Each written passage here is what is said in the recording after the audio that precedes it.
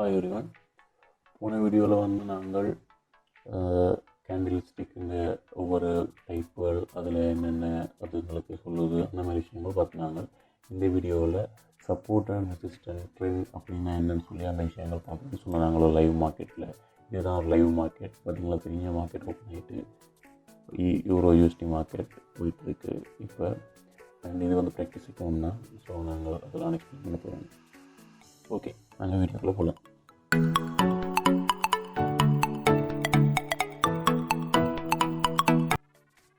So பார்த்தோம்னா இந்த இடத்துல பாருங்க, இப்போ மார்க்கெட் வந்து நடக்குது எங்களுக்கு நார்மலாக நாங்கள் கேண்டில்ஸ்டிக்லாம் பார்க்குறாங்க.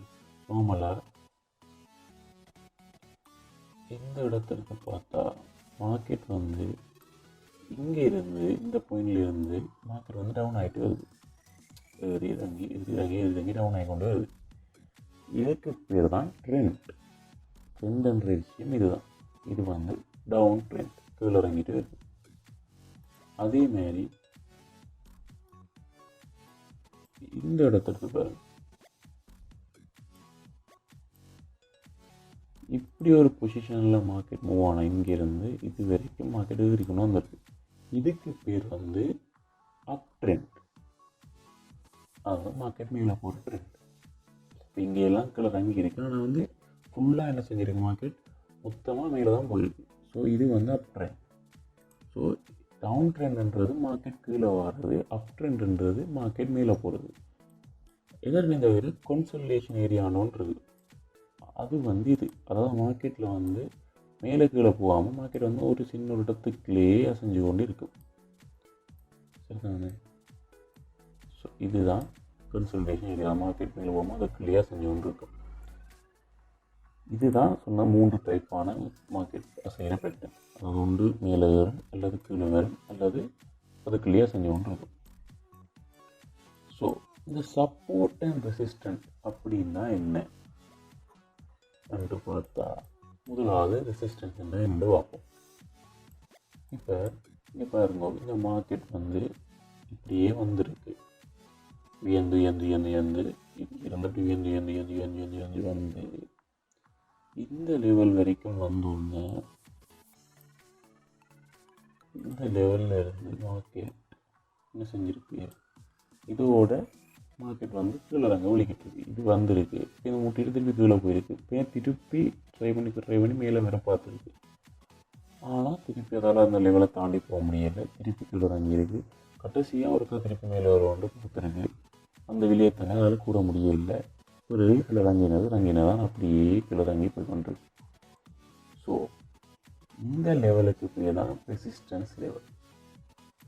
இந்த லெவல் என்ன அர்த்தம் பண்ண, அந்த லெவல்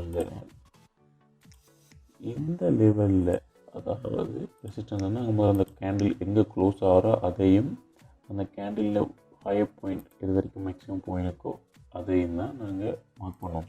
இந்த ஒரு இடத்த மட்டும் மார்க் பண்ணுறது இல்லை, ரெண்டையும் சேர்த்து மார்க் பண்ணணும். அதுதான் ரெசிஸ்டன்ஸ் ஏரியான்னு சொல்லுவோம். ஸோ இந்த ஏரியாவுக்குள்ளே செல்லர்ஸ் இருக்கிறாங்க. இந்த ப்ரைஸ் லெவலுக்கு மேலே செல்லர்ஸ் இருக்கிறாங்க. ஸோ இந்த லெவலை தாண்டி மார்க்கெட்டை மூவ் பண்ண விட மாட்டாங்க. ஸோ இந்த லெவலுக்கு வந்தோடனே கீழே இருக்குது ப்ரைஸ், திருப்பி பையை ஸ்கூட்டி கொண்டு போவோம், திருப்பி கீழே இருக்குது, திருப்பி பையை ஸ்கூட்டி கொண்டு போவோம், கீழே இருக்குது. ஸோ அதாவது இந்த மாதிரி லெவலை நாங்கள் ரெசிஸ்டன்ஸ் லெவல்னு சொல்லுவோம். அது உங்களுக்கு இன்னும் ஒரு இடத்துல காட்டினா இந்த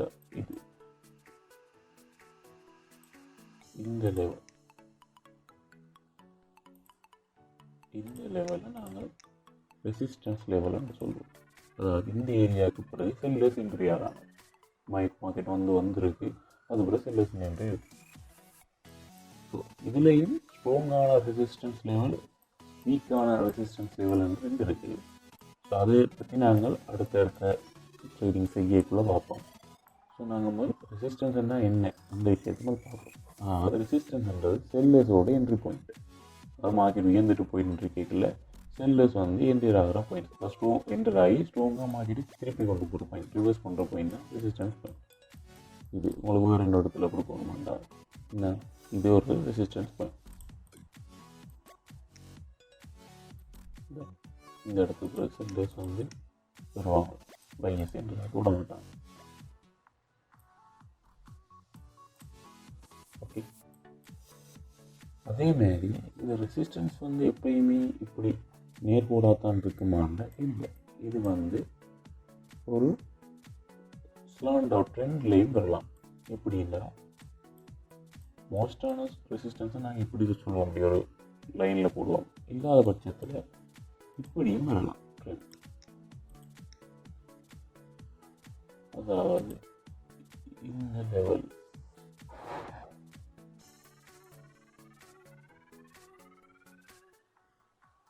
இப்படி ஸ்லாண்டான லெவல், அதாவது மார்க்கெட் வந்து இந்த லெவலை தாண்டி மார்க்கெட் வந்து அவங்கள பிரேக் பண்ணுறது சரியான கஷ்டம். பாருங்க, இங்கே வந்திருக்கு கீழே மார்க்கெட் செல்லர்ஸ் ஆகி கீழே வெளியே பிடிச்சிருக்காங்க. அதுக்கப்புறம் மார்க்கெட் திருப்பி வந்து அந்த லெவலில் ட்ரை பண்ணியிருக்கு. மார்க்கெட் திருப்பி விலை போட்டுருக்கு. அதுக்கப்புறம் திருப்பி வந்து மார்க்கெட் வந்து இது என்ன அந்த லெவல்லே க்ளோஸ் ஆகிருக்கு. ஸோ அதுக்கப்புறம் ஸ்ட்ராங்கான செல்லர்ஸ் ஆகிருக்காங்க. சரிங்க உங்களுக்கு இங்கே என்ன மார்க்கெட் வந்து அதுக்குள்ளே க்ளோஸ் ஆகாமல் இல்லை, அதில் லெவல்லையும் க்ளோஸ் ஆகலை, அதை தாண்டி க்ளோஸ் ஆகிருக்கு. ஆனால் என்ன நடந்திருக்கு, அது பிரேக் அவுட் பண்ணியிருக்கு. ஆனால் என்னது மோஸ்ட்லி ஒரு மார்க்கெட்டில் எடுத்து பார்த்தா ஒரு மார்க்கெட்டில் கிட்டத்தட்ட ஒரு 70% பிரேக் அவுட்ஸ் வந்து ஃபேக். இப்படித்தான் இது சொல்லுவது, மார்க்கெட்டில் வந்து 70% பிரேக் அவுட் வந்து ஃபேக்காக தான் இருக்கும். இது வந்து ஒரு ஃபேக் பிரேக் அவுட். இங்கே பிரேக் அவுட் ஆகிருக்கு, ஆனால் அது எனக்கு இந்த லெவலில் பிரேக் அவுட் ஆனதுக்காக செல்லர்ஸ் திருப்பி என்று பண்ணியிருக்காங்க. அதுக்கு பிறகு திருப்பி பையர்ஸ் மார்க்கெட் மேலே கொண்டு போயிருக்காங்க. இந்த லெவலில் இருந்து திருப்பி ஸ்ட்ராங்காக செல்லர்ஸ் என்று ஆகி கொண்டு வந்துருக்காங்க. ஸோ இது வந்து ஒரு ஸ்ட்ராங்கான ரெசிஸ்டன்ஸ் லெவல். ஸோ இந்த லெவல் நம்பி நாங்கள் இந்த லெவலில் க்ளோஸ் ஆனோம், இல்லை இதுக்கு கொஞ்சம் மேலே பிரேக் அவுட் பண்ணியிருந்தாங்கன்னா நாங்கள் செல்லர்ஸ் வருவாங்கன்னு எக்ஸ்பெக்ட் பண்ணுவோம். ஸோ இதுதான் ரெசிஸ்டன்ஸ் லெவல். அதாவது செல்லர்ஸ் வந்து இதுக்கு இந்த லெவலை டச் பண்ணிட்டால் இதுக்கு பிறகு இந்த லெவலோட க்ளோஸ் ஆகிட்டேன்னா அதுக்கு பிறகு செல்லர்ஸ் வருவாங்கன்னு சொல்லி நாங்கள் எக்ஸ்பெக்ட் பண்ணலாம். சரிங்களாங்க, அதே மாதிரி இந்த லெவலில் வந்து இங்கே க்ளோஸ் ஆகிருக்கு, அதுக்கப்புறம் செல்லர்ஸோட என்ட்ரி இருக்குது. ஸோ இங்கே வந்து அந்த லெவலில் இப்போ பிரேக் பண்ணியிருக்கு, அதனால் அதுக்கப்புறம் ஒரு செல்லர்ஸ் ஆகுது என்ட்ரியாக இருக்காங்க. இங்கே செல்லர்ஸோட என்ட்ரி இருக்குது இந்த லெவலில். ஸோ இந்த இதுக்கு பிறகு என்ன இங்கே வந்து பிரேக் அவுட் ஆகிருக்கு. இங்கே வந்து ஒரு உண்மையான பிரேக் அவுட் ஆகி மார்க்கெட் முடிச்சோண்டு போயிருக்கு. அதான் ஒரு மார்க்கெட் பிரேக் அவுட் ஆகுமெண்டா அதுக்கு அங்கே போய் போயிடும், இல்லைன்னா அந்த லெவலில் மெயின்டைன் பண்ணிகிட்டு இருக்கு. ஸோ இதுதான் ரெசிஸ்டன்ஸ் லெவல்.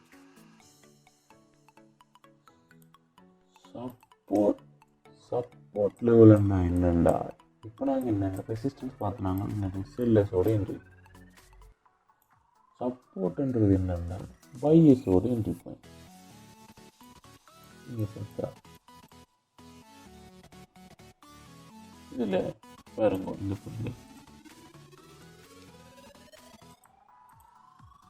மார்க்கெட் இங்கே வந்து இந்த ப்ரைஸை தாண்டி கீழே போகிறதுக்கு எல்லோ பண்ணியாரு. இங்கே மார்க்கெட் வருது, இந்த ப்ரைஸில் இருந்து பையர்ஸ் என்று வராங்க. இந்த செல்லர்ஸ் வந்து இந்த பாயிண்ட் கடக்கக்கூடியால் பையர்ஸ் என்று வராங்க. பிறகு மார்க்கெட் வந்து இந்த பாயிண்ட் கடக்கக்கூடியால் திருப்பி செல்லர்ஸ் என்று வராங்க. ஸோ இங்கே வருது, இந்த லெவலுக்கு பிறகு பையர்ஸ் திருப்பி தள்ளி கொண்டு போய் மேலே கொண்டு போயிருக்காங்க. இங்கே என்ன அதே வாங்க பையர்ஸ் இங்கே வருது, இந்த லெவலுக்கு பிறகு திருப்பி பையர்ஸ் தள்ளி கொண்டு போயிருக்காங்க. இங்கே என்ன பிரேக் அவுட் நடந்திருக்கு, இங்கே அதுக்கப்புறம் அப்படியே செல்லர்ஸ். இந்த பையர்ஸ் எந்ததாவது லெவலுக்கு பேர் தான் சப்போர்ட் லெவல்.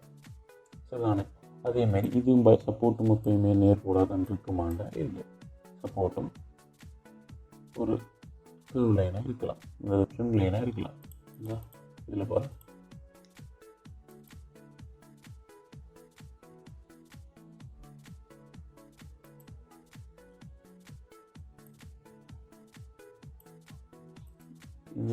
இதில் இருந்து இந்த லைனில் இருந்து இந்த லைனை க்ரோஸ் வருது, இந்த லைனில் க்ரோஸ் ஆகிட்டு திருப்பி வைஸ் ட்ரை கொண்டு வந்திருக்காங்க.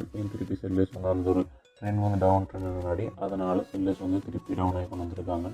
திருப்பி இந்த இடத்துக்கு வந்தோடனே திருப்பி பையர்ஸ் ஆகிருக்காங்க, திருப்பி மார்க்கெட்டுக்கு கொண்டு போயிருக்காங்க. திருப்பி பையர்ஸ் வந்து கடைசி இங்கே இறக்கியும் இது ஒரு ஃபேக் பிரேக் அவுட். இந்த பிரேக் அவுட்டு பிறகு திருப்பி ஒரு பையர்ஸ் ஆகிருக்காங்க. பிறகு திருப்பி செல்லர்ஸ் இருந்தாலும் திருப்பி பையர்ஸ் உள்ள மார்க்கெட்டுக்குள்ளே வந்து ஸ்ட்ராங்காக மேலே கொண்டு போய் கொண்டுருக்காங்க லைவ் மார்க்கெட்டில். அதேமாரி நாங்கள் இது வந்து ரெசிஸ்டன்ஸுக்கு சப்போர்ட்டுக்கு இருந்தாங்க, அதேமாதிரி ரெசிஸ்டன்ஸுக்குரிய ட்ரெண்ட்லையும் இது பண்ண முடியல. இந்த மாதிரி வந்து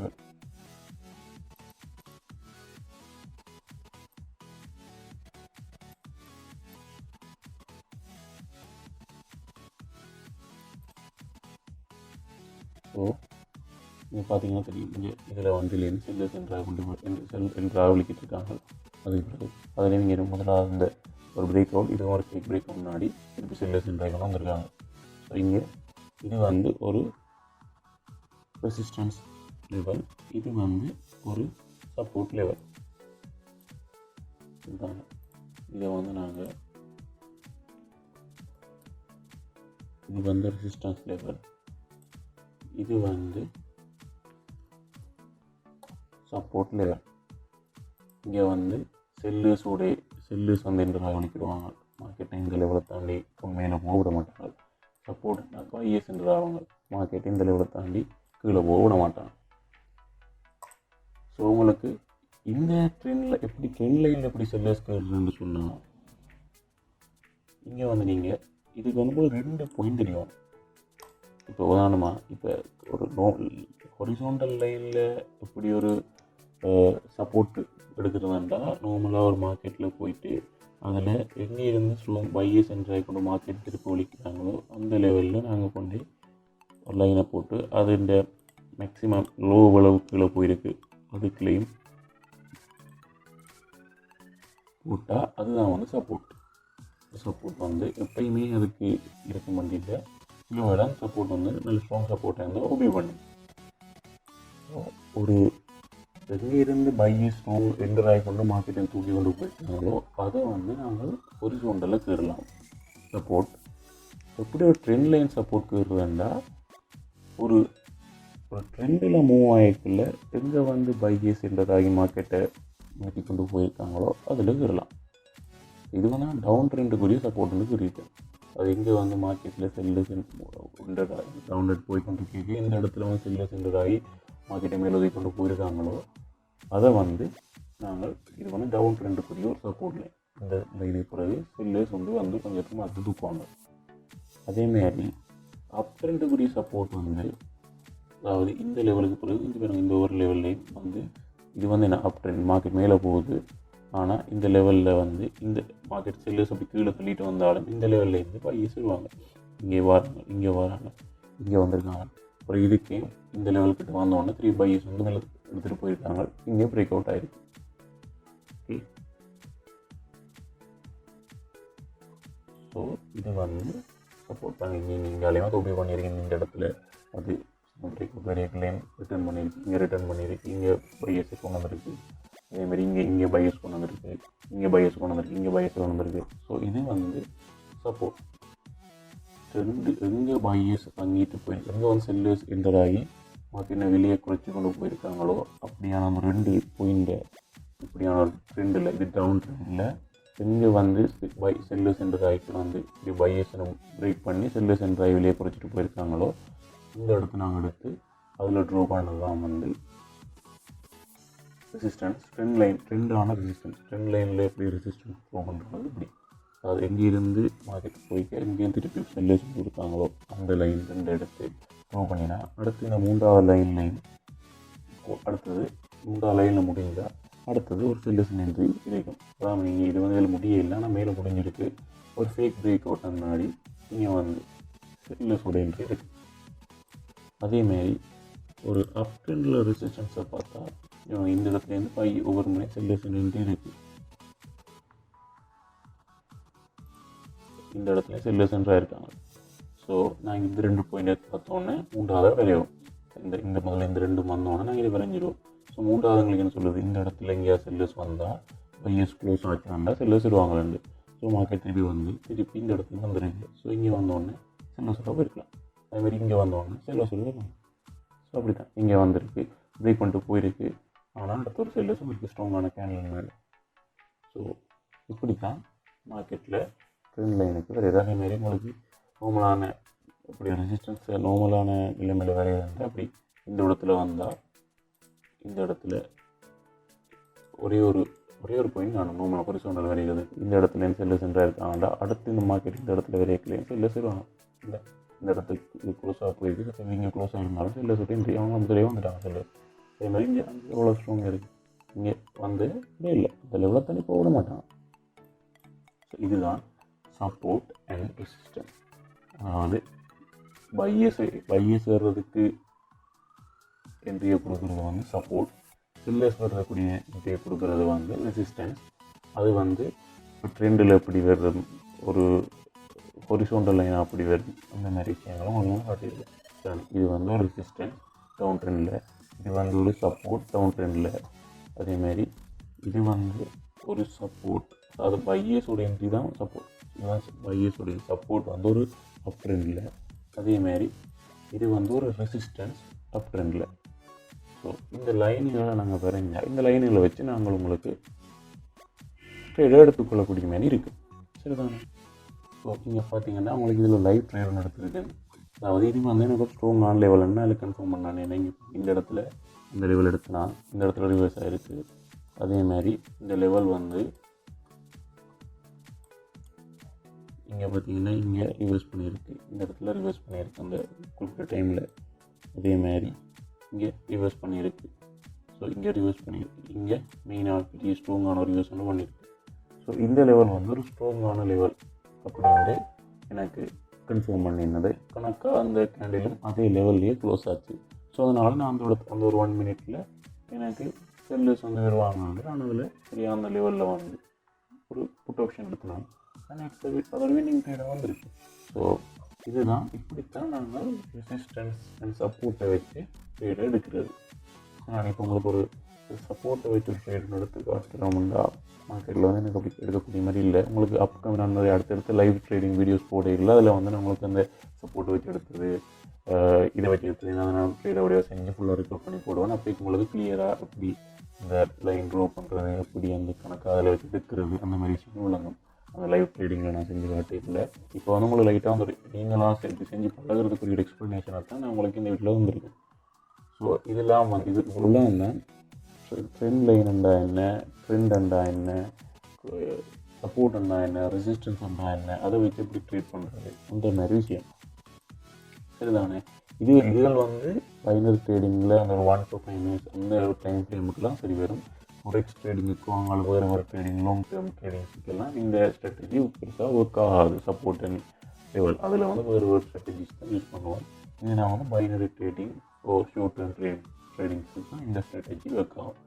ஸோ இவ்வளவு தான் எங்களோட சப்போர்ட் அண்ட் ரெசிஸ்டன்ஸ் ட்ரேடிங் எப்படி அதை வச்சு செய்கிறதுண்டு. ஸோ நாங்கள் அடுத்ததில் உங்களுக்கு ஏற்கனவே இந்த ஒவ்வொரு கேண்டிலை பற்றி எக்ஸ்பிளைன் பண்ணியாச்சு. இப்போ உங்களுக்கு சப்போர்ட் என்ன, ரெசிஸ்டன்ஸ் என்ன, அந்த மாதிரி விஷயங்களும் எக்ஸ்பிளைன் பண்ணிடுறேன். ட்ரெண்ட் என்ன. அடுத்த வீடியோவில் வந்து அந்த நாங்கள் போன வீடியோவில் சொன்ன கேண்டில்ஸ் இருக்கிறதான அந்த ஒரு நல்ல கேரிபுல் கேண்டிலோ அல்லது ஒரு ஹேமர் கேண்டிலோ அல்லது ஒரு ஸ்பின்னிங் டாப் கேண்டிலோ டோஜி கேண்டிலோ இந்த சப்போர்ட் ரெசிஸ்டன்ஸில் வந்தால் அல்லது ஒரு ட்ரெண்டில் வந்து இடையில வந்தால் அதை நீங்கள் ட்ரேட் பண்ணுற விஷயங்கள் நாங்கள் அடுத்த வீடியோவில் பார்ப்போம். இப்போ நார்மலாக இதுகள் வந்து நார்மலாக நாங்கள் அந்த லெவலில் வச்சு ட்ரேட் பண்ணுறது. அந்த நமக்கு ஸ்பெஷல் டைப்பான கேண்டில்ஸ் வந்து அந்த லெவலில் வரையில இன்னொரு கன்ஃபர்மேஷன்கள் கிடைக்கும், எக்ஸ்ட்ரா கன்ஃபர்மேஷன், அதாவது அந்த ட்ரேட் வின் ஆகிறதுக்கு எனக்கு சந்தர்ப்பம் இருக்குது. ஸோ அதனால் அந்த விஷயத்தை நாங்கள் வந்து அடுத்த வீடியோவில் பார்ப்போம். ஸோ இந்த வீடியோவில் உங்களுக்கு எப்படி அந்த ட்ரெண்ட், எப்படி அந்த க்ளோ பண்ணுறது, சப்போர்ட் ரெசிஸ்டன்ஸ், எப்படி ட்ரெண்டோட ட்ரேட் பண்ணுற அந்த விஷயங்கள் சொல்லியிருக்கேன். ஸோ உங்களுக்கு அடுத்த வீடியோவில் நான் வந்து மற்றது எக்ஸ்பிளைன் பண்ணுவேன். தேங்க்யூ.